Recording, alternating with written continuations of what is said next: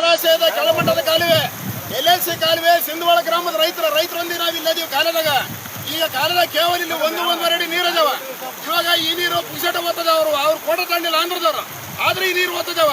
ಅದಕ್ಕಾಗಿ ಏನೈತೆ ಆಂಧ್ರ ಕರ್ನಾಟಕ ಜಂಟಿ ಕಾಲುವಿದು.